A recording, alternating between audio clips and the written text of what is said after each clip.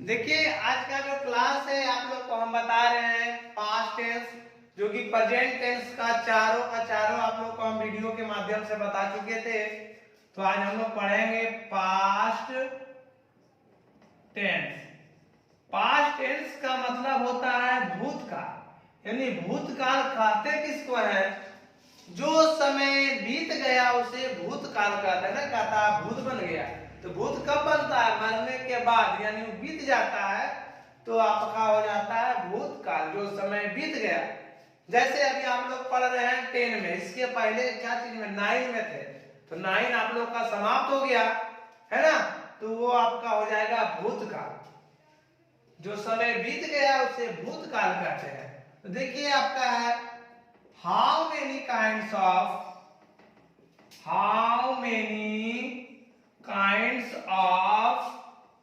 Past tense, है ना, यानी पास्ट टेंस कितने प्रकार के होते हैं। देखिए आंसर हो जाएगा there are 4 kinds of past tense. देखिए कौन कौन है, तो हम लोग लिखेंगे पास्ट इंडेफिनिट टेंस, दूसरा है आपका पास्ट कंटिन्यूअस टेंस, इसका दूसरा नाम है पास्ट इम्परफेक्ट टेंस, तीसरा है आपका, इसी का 2 नाम है, तीसरा नाम है पास्ट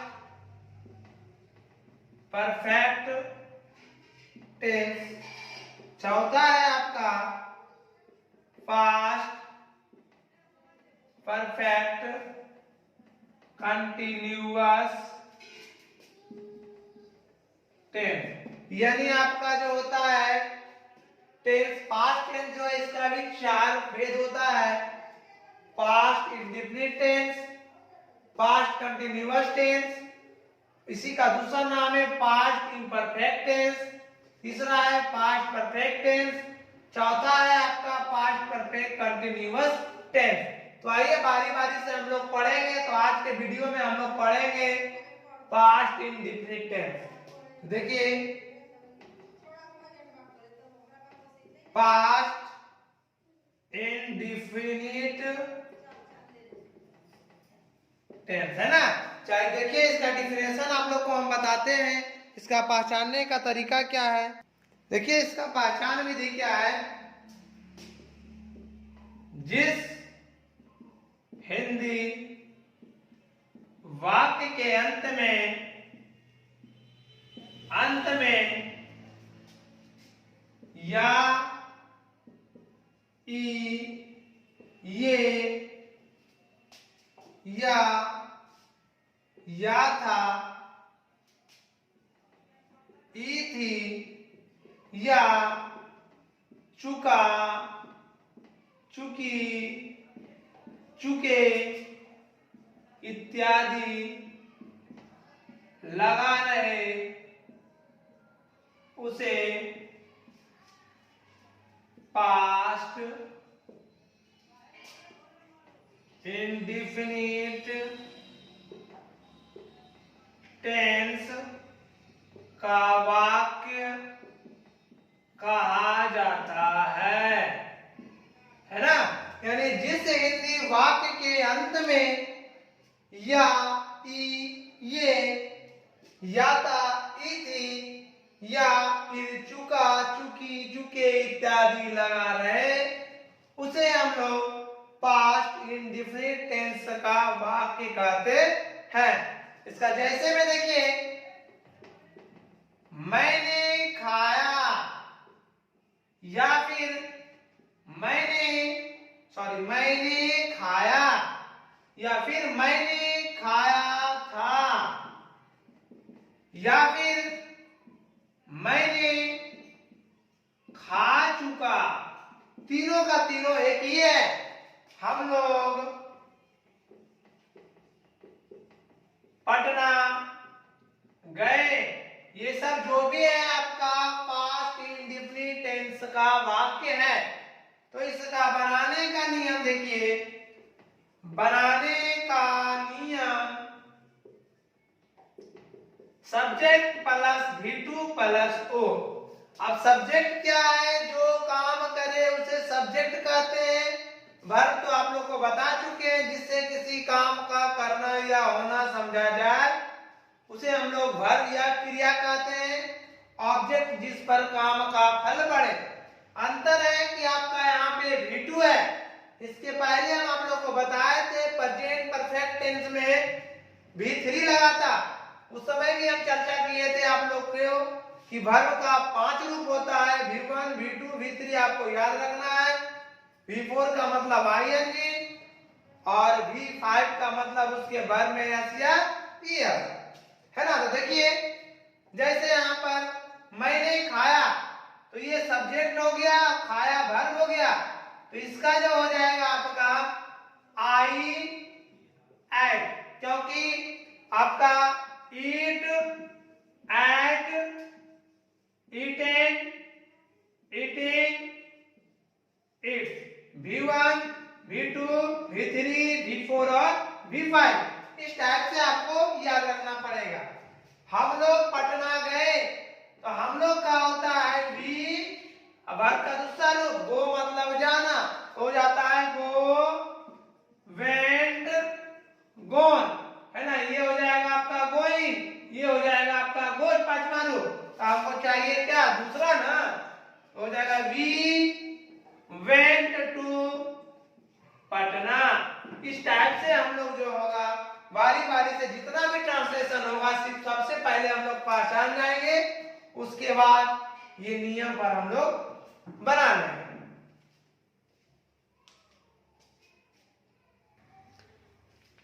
अब देखिए इसका निगेटिव सेंटेंस हम लोग देखेंगे। निगेटिव सेंटेंसेस, निगेटिव सेंटेंसेस का मतलब होता है नकारात्मक वाक्य, यानी जो भी काम कहेंगे उसमें ना लगा हुआ रहेगा। जैसे में देखिए मैंने नहीं खाया, उसने दिल्ली नहीं गया, है ना। ये आपका निगेटिव हो जाएगा। इस टाइप का जब सेंटेंस रहेगा तो उसका बनाने का नियम, बनाने का नियम subject plus did plus not plus verb plus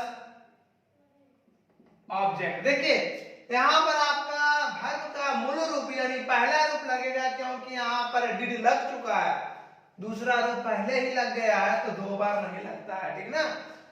तो देखिए ये सब्जेक्ट है, तो मैंने नहीं खाया, तो ये सब्जेक्ट है ना, हो जाएगा आई डिड नॉट इट हो जाएगा। इसमें तो और सिंपल सा है कि आंख मूंद के सब में डिड लगा देना है।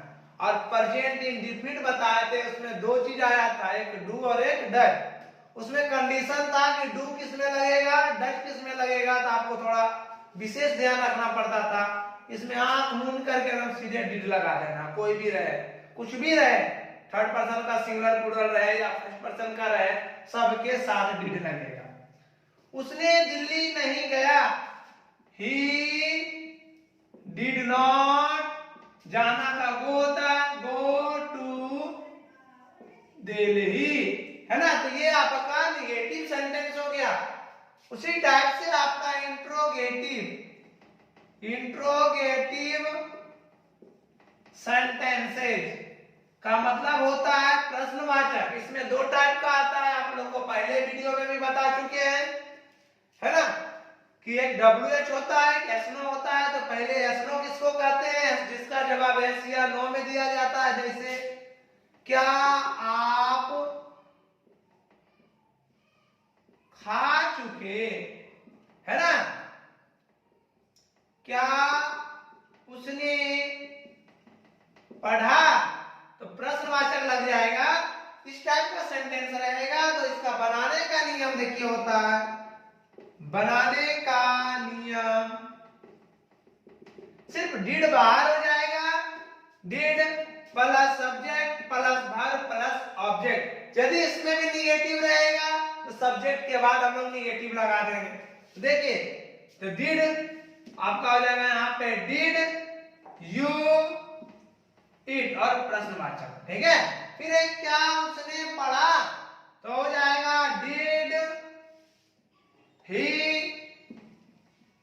रीड प्रश्नवाचक।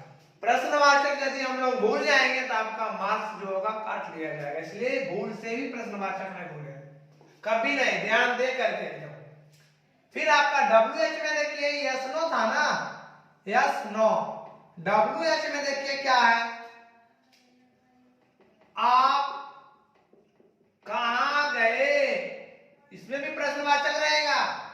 उसने तुम्हें क्यों बुलाया, है ना, ये भी आपका हो जाएगा। ये WH में है तो इसका बनाने का नियम देखिए होता है, बनाने का नियम W का term plus did plus subject plus verb plus object. इसमें भी यदि नॉट रहेगा, नहीं लगा हुआ रहेगा, सब्जेक्ट के बाद हम लोग लगा देंगे, या फिर आपको शॉर्ट फॉर्म में यहाँ पे डिडक्ट भी लगा सकते हैं यदि नॉट रहेगा तो। देखिए इसको बनाते हैं, W का टर्म ये कहां का होता है आपका, वेयर डिड यू गो, कहां जगह है ये मालूम नहीं है, लेकिन आप कहां गए। उसने तुम्हें क्यों बुलाया, क्यों का होता है व्हाई डिड, उसने ना, ही कॉल मतलब बुलाना होता है, तुम्हें का होता है यू। देखिए इस टाइप से हम लोग ध्यानपूर्वक इसको देखेंगे। इस वीडियो यदि आपको पसंद आया हो तो इसे लाइक सब्सक्राइब एंड शेयर के साथ साथ कमेंट करना ना भूलें। फिर आपके बीच नेक्स्ट वीडियो हम लेकर के आएंगे, आप लोग इसे देखते रहिए ध्यानपूर्वक।